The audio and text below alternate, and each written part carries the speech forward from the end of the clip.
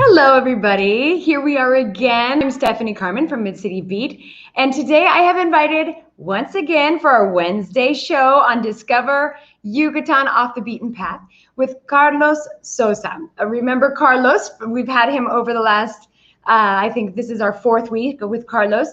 He is a tour guide with over 30 years experience here in Yucatan and really in the southern part of Mexico. He is a gold mine of information about really everything happening here in Yucatan as far as history, culture, nature. It's really great to have him on the show. And today we are going to discuss the bioreserve of Kallakmul, which is in Campeche. And he's going to be planning a trip, and he'll tell us about that. He's planning a trip at the end of March, I believe, which will be a phenomenal trip. So we'll give you all the details to see if maybe you would want to go, or if you know someone who would want to go. But this, just to give you an idea, this is the this area is the second biggest tropical and subtropical zone, what they call the natural lung of the Americas. The biggest is the Amazon, and this region is the second biggest. It goes all the way from the center of Mexico down to the Panama Canal. And Calakmul is in Campeche and is a big bioreserve within that natural lung. So I'm gonna invite him on right now. He's gonna tell us a little bit more about that area, which is absolutely fascinating. So here we go. Here's our Carlos. Hi, Carlos. Hola. Nice to meet you. ¿Cómo estás? Bien, aquí. Very happy to be with you once again, talking about this. So happy to. Repeat, what was that? Your voice is getting off for moments. It's a little off. What about what about those in that are viewing? Can you hear me okay? Now I'm listening okay, and I can see you well. Okay, there we go. It's only the voice that went off for a second. Okay. Well, hopefully it behaves itself today. So Carlos, welcome again. I'm happy to have you on here as usual. We're here with you every Wednesday, and it's exciting for me to have you on because you're such a wealth of information, and we learn so much from you. So thanks again for joining us here. Yeah. Oh, do we have an echo still? Yeah. Let me do something, please. Give me just a second. Okay. Technical difficulties that we all know. Now that we're all online all the time, we realize there are lots of technical difficulties. Let's hope the internet is okay. As you might know, I'm out at the beach. I'm at Chuchulub, and the internet's actually been really good out here for the last couple of weeks that I've been out here. I'm back. Hopefully, it hangs on. Okay, are you good? Can you hear me? Yes, I can hear you. Okay. So Carlos, I was telling them about Calakmul very briefly in the introduction. Why don't you tell us a little bit about what we're going to discuss today and what is Calakmul and where it is? Calakmul is the only wealth of humanity that is called nature and culture. The only one in Mexico. Uh-huh. It was decided to be adding that condition to Calakmul in 2014 because of all the richness of the reserve, the bioreserve, in fauna, in flora, and all the natural treasures that we can find around the area. So they call it that way. It's one of the largest reserves that we have. It's 723,000 hectares of extension. But right, the protected. I'm going to share my screen so that people can see the map. So we can kind of get an idea about where we are. Let's see here. Okay, go ahead. And this is the full extension of the reserve, but the protected area, it's less than that. It's around 123,000 hectares. A hectare is the equivalent of 2.4 acres. So you can have an idea of the size of this place. It is also here, as you can see on the screen, this is what we're talking about. The bioreserve, the bioreserve of Calakmul, right here. The lighted green square, that is the reserve, and on the central part. So to give people an idea about how far is it from Merida? From Merida, distance-wise, it's around almost 200, about 450, 500 kilometers from here. Okay, so driving, it's about how many hours? It will be around, depending on how many times we stop, that we're talking about between 4 and 6 hours if we stop for lunch or anything like that. Right, right. So that is, actually, no, it's not really that long. I'm wrong. We're talking about 400 kilometers. That's exactly what the distance is. Okay, okay. So it's not that far, actually. It's not that far. So no, it's no, not, it's not really. And the road is excellent, so we have a good road to go there. So the only part that is fun, that is when the fun begins, is when we leave the main road in order to go to the reserve, to the archaeological site that is 65 kilometers south of the main road through the jungle. Right. And in that way, we're going to be going through the jungle. We're going to be getting off the transportation and take a hike, going into the jungle, and we're going to be seeing wildlife. Right. So, okay. So let's say in Calakmul there is a Mayan ruin. So why don't you tell us a little? Tell us about the history of this of these temples. This the site that is inside. Well, actually, in the reserve there are about 38 archaeological sites, but the major one is Kallakmul. That's the name of the archaeological site.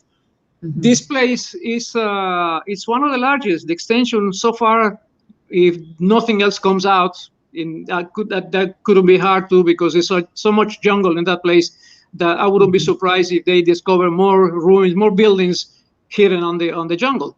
But the extension nowadays that we know is 70 square kilometers.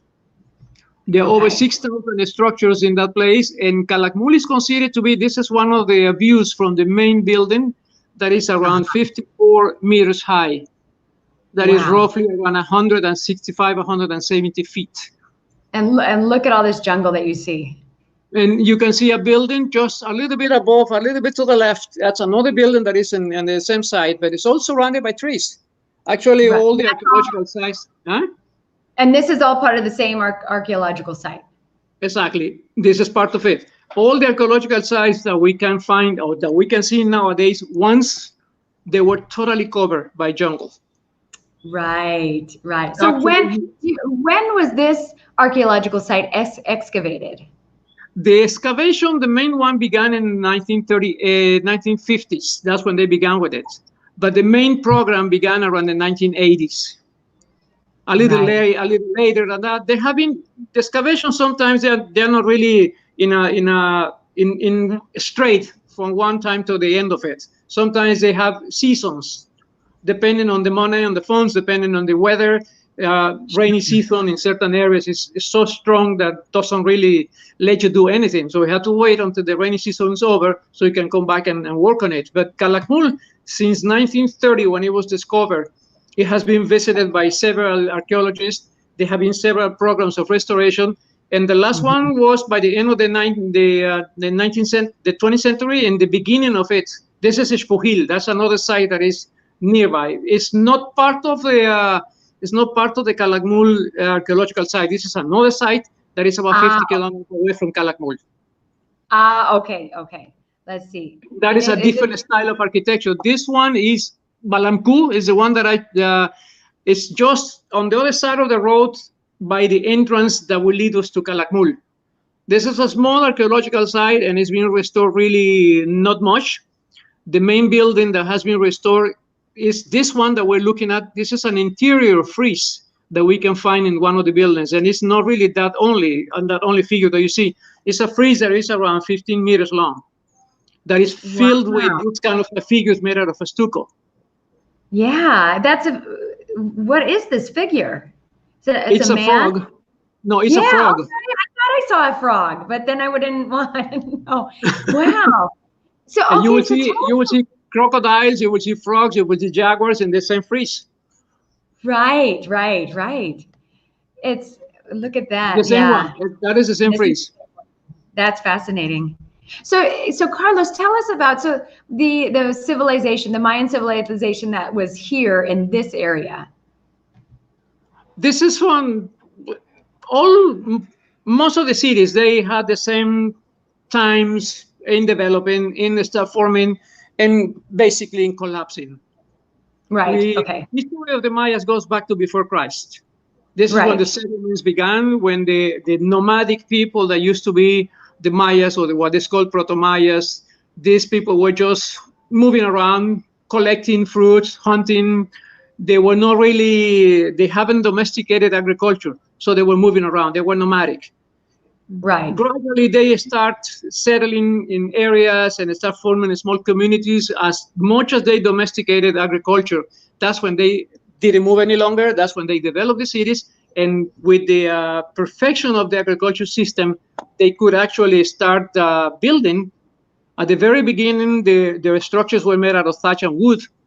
And they gradually were growing in knowledge and expertise, so they were using stone. Limestone, this is all what we have here. So they were using the limestone in order to build all these structures that at the very beginning were small.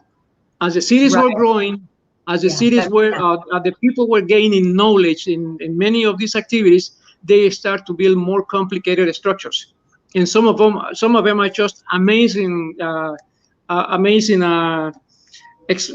samples of architecture and knowledge. The achievements of Mayas in architecture, in astronomy, in mathematics, in physics, and all that is really amazing, because they were able to build such huge structures, and were using the knowledge of astronomy in order to orientate them to certain points, or be creating or use them as astronomical buildings that could actually be used in order to follow the path of the sun, in order to know the seasons, in order to know the different seasons that we have, when the rain was supposed to come, when the drought was coming, and when the crop was supposed to be ready. So this is one of the buildings that we see there. And so, Kallakmul, quick question, Carlos. So when they were building these, and so let's say when these cities were built, these grand cities that we see now, the temples and the ruins of these cities, and what years are we talking about here? What is known as Kallakmul began to be built before Christ. They are foundations, they are structures that are dated about 200 BC. Okay. So they kept following. They kept growing and growing. But the peak of the cities is supposed to have been between the 600s and the 1,000, or a little bit before 1,000, which is when they start declining in a way, because some of them still kept the power, diminished, but they were still powerful. Right. In the case of Kallakmul, the chronicles they mention, or some of the archaeologists propose, that there was some kind of a conflict between Kallakmul and Tikal, that is located only 90 kilometers away south of Kallakmul, which is in Guatemala. Yeah, and here, let me show, let me show that map again, and we can see where Tikal is, so we can get an idea. Tikal will be south of Kallakmul. Yeah, so here, if we go down here, I've been to Tikal. Tikal is fantastic. It's incredible. So Tikal, Kallakmul will be okay. You can actually visualize the reserve here in the central part, which is a lighter green section, the square one. Kallakmul will be almost at the bottom of the reserve, and Tikal will be coming down about from Kallakmul about 90 kilometers, which is roughly around 55, 60 miles more or less. That's exactly what Tikal could be, or is. Right. Yeah, it doesn't say. Oh, it doesn't say here. Well, here's Flores. So just above Flores, above Flores, that's where Tikal is. Yeah. So yeah, it's not too far. Yeah. No, it's not too far from Flores. So the Maya in Calakmul and the Maya in Tikal were rivals. Exactly. And finally, there were 2 or 3 main wars between them. And apparently, according to the information that is provided by the archaeologists, the last one, Kallakmul lost. And when Kallakmul lost that war is when they lost the influence that they had all the way to the south. So they start concentrating the influence around Kallakmul and going out a little bit to the north and to the east. It was still a powerful city, but they had lost all the control that they used to have before on the southern side. They have allies on the southern side that were together with Kallakmul when they were fighting against Tikal, like Naranjo and another one that was in that area. They even talk about wars between Palenque and Kallakmul. Ah, okay. So where does Chichen Itza, where does that fit in here? It doesn't fit in there because Chichen Itza rose to be a potency after Calakmul and Tikal were collapsed. Not exactly collapsed, but declined a lot. So we cannot say that there was a rivalry between Chichen Itza and Calakmul because the flourishing of these two cities were in different times. Oh, okay. Okay. Chichen Itza was later. Right. Right. Okay, so let's get back to so at Kallakmul or Kallakmul, disculpa, Kallakmul. So what will we see when we go with you to Kallakmul?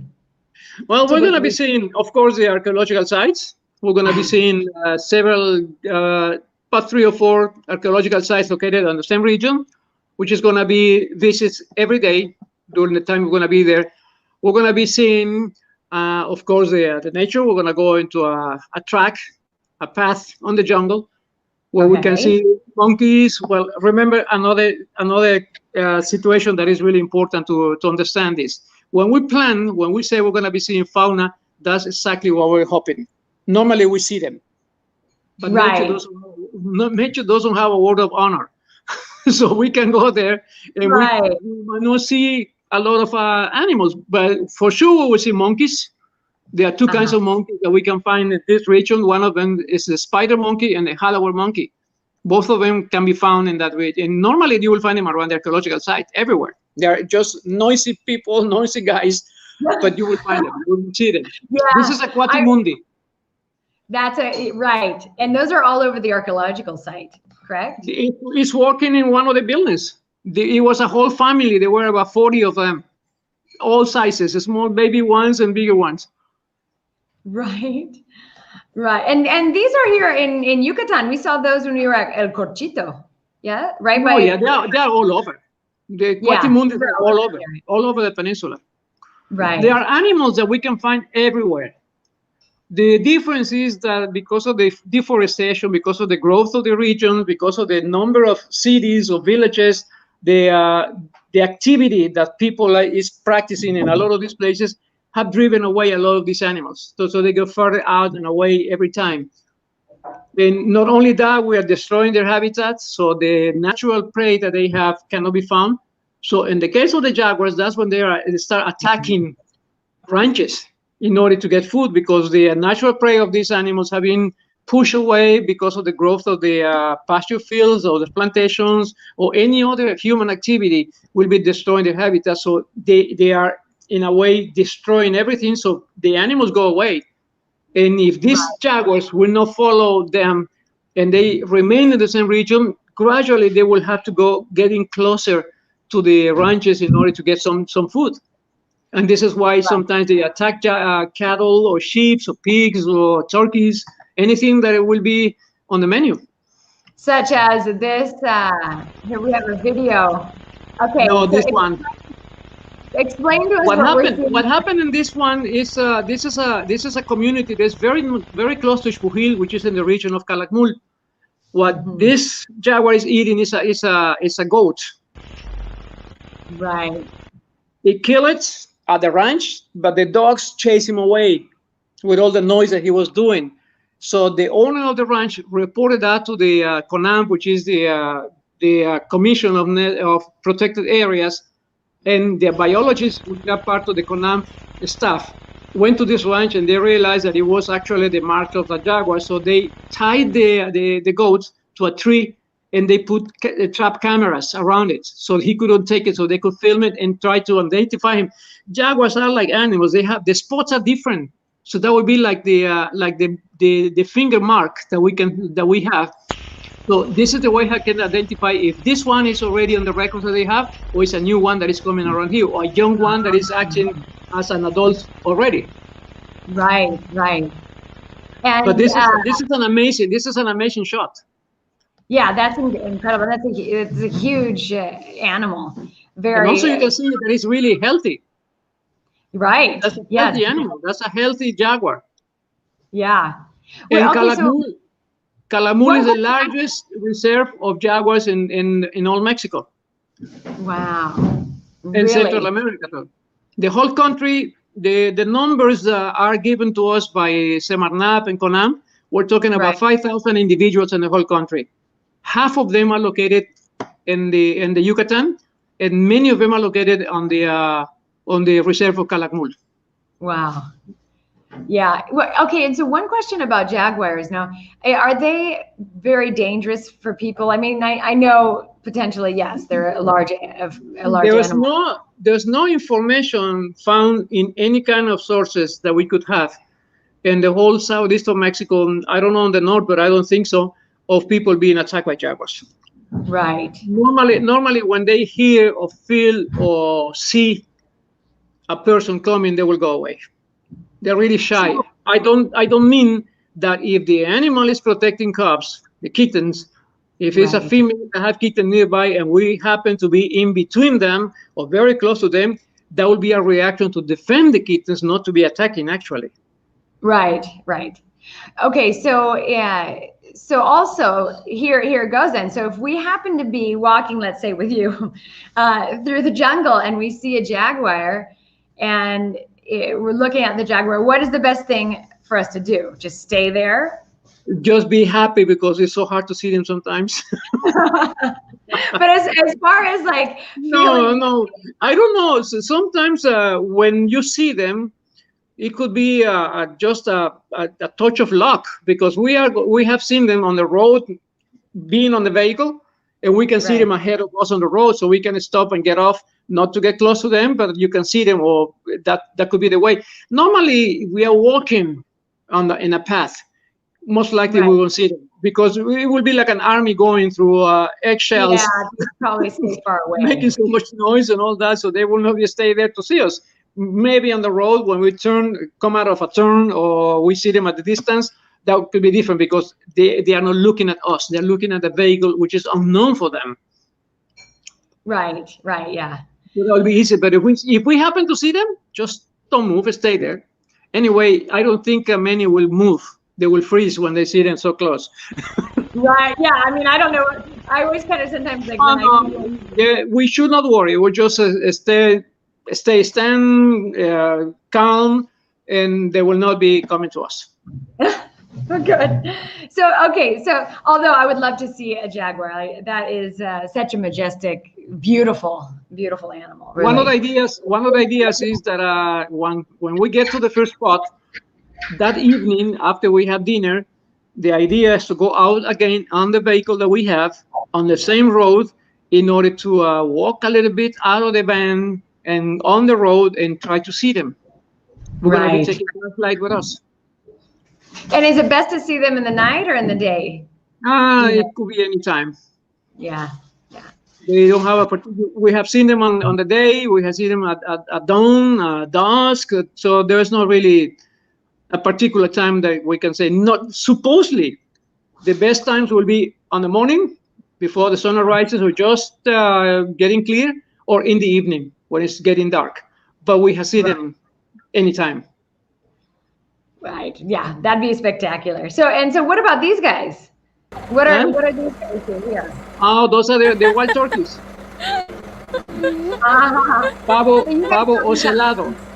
On the road. That is a road that goes from the main road into the archaeological site of Kallakmul, that is 55 kilometers away from the main road, going south. So that will be 65 kilometers of jungle. And we can see deer, we can see wild pigs, we can see many other animals and a lot of birds. Kallakmul has about 358 species of birds. Right, about 78 mammals, including jaguar, jaguarundi, pumas, and tapir, quatimundis, raccoons, and anteaters, and well, you mentioned it. So many of them. Right. I know you shared some photographs with us. Let's see if we can show you some other pictures here. Let's see. Let me see as I get those up. So, okay, tell us a little bit about what this trip would be. So you have a trip that you are planning for the end of March. And so tell us a little bit about this trip, and if people watching would want to go, what they would experience. We're going to be seeing archaeological sites. We're going to be seeing nature. We're going to go to communities And in some of these communities, people are making a lot of handicraft made out of wood. They embroidered blouses and dresses. We're going to be seeing a co-op that is working on honey, both Melipona and the European honey, or the apis. Right. And we might be able to see plantations. Agriculture in that region is really rich. They have plantations of pepper, black pepper, but I don't know if the time that we go there will be the right time for the crops. Right. But there will be other kind of activities. Going to the communities with something that we can do, that we can look at. And what I told you in a few minutes, but actually it's going to be taking us hours to go and visit these places and see what they do in the archaeological sites. The communities in that region are mainly formed by people. Campeche is the state on the whole peninsula the less populated. It's right. In sizes, Campeche and Quintana Roo are about the same. Yucatan is a little bit smaller than those two, but the density of population in Yucatan is higher than Campeche, much higher. It's almost more than double. Quintana Roo is getting close to Yucatan because of the growth of Cancun and Riviera, so the population has grown in that area. But Campeche had a lot of land available. So this land was unexploited. So the government established programs some years ago inviting people from other parts of the country in regions, especially the north, where the desert areas do not really help people in order to practice agriculture. So many people came from the northern part of Mexico, from La Huasteca, and also there were refugees from Guatemala that were chased away by the guerrillas and all these problems they had. So all those established in the southern part of Campeche. So we have people from Guatemala, from Chiapas, from Tabasco, from San Luis Potosí, from Zacatecas. So we have a diversity of the communities in that region that is bringing in a way their own culture. We are not going to be finding in that region colonial buildings because those villages are really new. So are you talking about the indigenous people from those different regions? And they all live, established, settled in that area of Kallakmul. Not only Kallakmul, but the side of Campeche. Right. Yeah, interesting. So with the trip, you're planning a 3 to 4 day trip. So it's actually a 4 nights. It's a 4 night and 5 days. So we can have time enough to cover all what can be seen there. So let's say, okay, so the first day we would go to the Mayan ruins.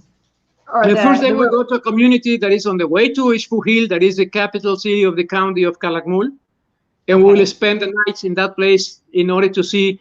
The next morning we will see Calakmul. Early in the morning we go. The earliest that we go to the road to Calakmul, the better the chances will be in order to see the wildlife.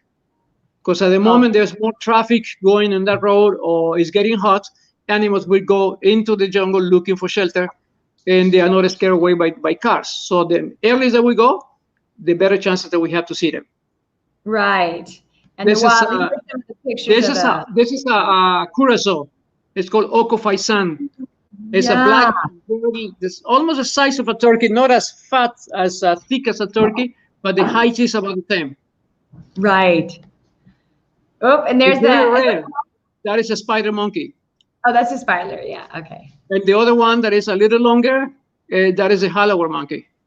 Right. Let's see if I. That's another turkey. That's a turkey. Look at those colors. Yeah. And you were also mentioning that this is one of the biggest areas for the native orchids. Oh yeah, they have Calakmul has dozens of orchids. Wow. Yeah. And some people in the communities, they have their gardens with orchids. Right. Yeah, I can imagine. And the other. This is I think it's I can see it clearly. It's too small, but it looks like a piranga. Okay. The piranga. Piranga, escarlata, it's reddish piranga. Right. And what about, is this where the bats get? You also mentioned that is a volcano of the bats. So tell us about it. This is something that we can see the very first nights when we arrive to and stay in the community. We will have to be there before it gets dark. As soon as the sun is getting close to the horizon, we have to be there because in any moment there will be millions of bats coming out of that place. It's a huge cave. Just like this. You will see them that way. Right. They go out to feed. They have bats that feed on insects and fruits. They are vampires that feed on blood. Oh. And they all go out looking for food, and they stay all night long hunting and eating. And right before the sun arrives, they come back home and just go into the cave again. That's incredible. I did actually see when I was in Guatemala. I saw a scene like this where we went there at dusk, saw all the blacks. It was like the sky just went black with bats and the sound. It was really impressive. You know what is really interesting? Right around the cave, at the mouth of the cave, when the bats start coming out, you can see on the trees around it, hawks and owls and all kinds of these predators that will be having the time or waiting for the time to have a dinner. They're waiting for their dinner to come out of the cave. Right. And here's the howler, right? That's a howler monkey. That's the howler, yeah. That howler monkey, which, such they make a very loud sound. Taking a nap, look at him. Yeah. They're very cute, but they make the most terrifying sound. Yeah. If you don't know what you're listening, you might believe that it's Godzilla coming to get you. Yeah. Oh my God, we're all gonna die. This is a paca or a royal rat. Oh, the royal rat. I think this is what they gave the queen in Belize. They have these in Belize. There was a story when the Queen of England came to visit Belize. Yes, this is a delicacy. It's a delicacy, right? To eat this, it's a delicacy. Although, of course, in England they were not happy that the Queen was given a rat to and they gave the Queen a rat. No, it was mountain rat, which is a delicacy of. No, it's called royal rats, but it's a rodent. But it could be like a rabbit or anything like that, not necessarily a rat. Right. Well, yeah. But it feeds on fruits and roots, so it's not like a rat. This is a toucan. And a toucan, yeah, which we have right here in Merida. I see toucans. Oh, yeah, once in a while you see them here. Once in a while. Well, all right. Well, we'll go ahead, and kind of finish up here, kind of wrap things up. But here, let me get us.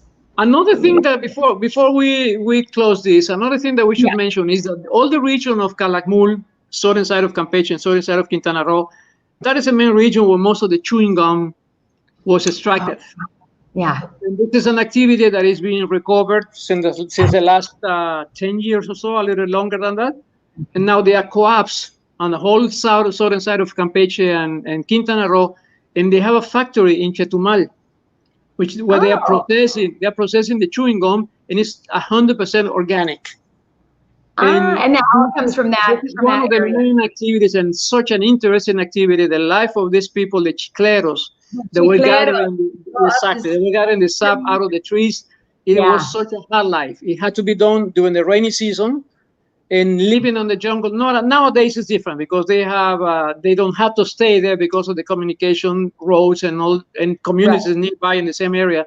So it's like a regular job. They go in the morning, come back in the afternoon, and they do exactly what they used to do long ago. But on those days there was no communication. It took them weeks to get to the fields. So they spend practically the whole rainy season, which is when the sap can be extracted from the trees.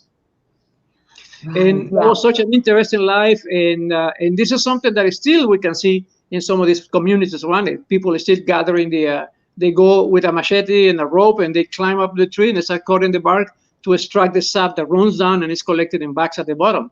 And this is something that hopefully we could do something and see them. And it's only a matter of finding out what community nearby is working on that, and we get the permissions and go and see them. That would be fantastic. Yes. So wrapping things up here, if you happen to be interested in going on this trip at the end of March. We'll get the details, the specifics, and I'll be putting up the information on Mid City Beat. But if you're interested, definitely give us a shout out. Send me a message here, and also I'll put down here Carlos's contacts. Let me add this to here. If you're interested in this particular trip, or if you're interested in any other trip all over Yucatan, I know we've talked about a lot of different places here in Yucatan, then you are welcome to call or write Carlos and see if he would be available to be your tour guide, because he would be the perfect tour guide. But if you want to go in March, at the end of March, we'll be getting you the details. And again, that will be a 4-night trip to Calakmul, where we will see the ruins. We will see a phenomenal amount of flora and fauna, and including jaguars, monkeys, all types of birds. We'd have to bring our binoculars, right, Carlos? Yeah, right. But the only way, Stephanie, the only way how I can promise you that we'll see a jaguar if I take you to the zoo. Well, no, if you take, I'm good luck with animals. I've seen so many wild animals lately, and I think I bring good luck. So maybe, and I'm most likely going to go on this trip too. So we can all go and discover a little bit more of Mexico together. This is a really, really unique opportunity. This isn't something that you can just go do by yourself that easily, and with all the knowledge that you'd have here with Carlos. So it's a trip that's completely that's completely safe, and it's all organized. So we'll get the information. But thanks so much, Carlos. Anything else you want to add about the trip or about the site? Just something that they could do if they want to know a little bit more about these places. Just go Google it. Go and Google the name of Kallakmul, the reserve, the archaeological sites in the region of Kallakmul, all the activities, the different things that can be found there. That is going to give you much more information than we have done now, because the time is really limited and we cannot really be showing you a lot of pictures and a lot of other kind of details. But Google Kallakmul Reserve and the region of Kallakmul, and you will see what a treasure that place is. Right. And it's so close. It's so close. We had to take advantage of it. Really close. And on the way back, on the way back, we're planning to stop in Campeche and get some seafood lunch before we get back to Merida. That's one of my favorite places to get seafood.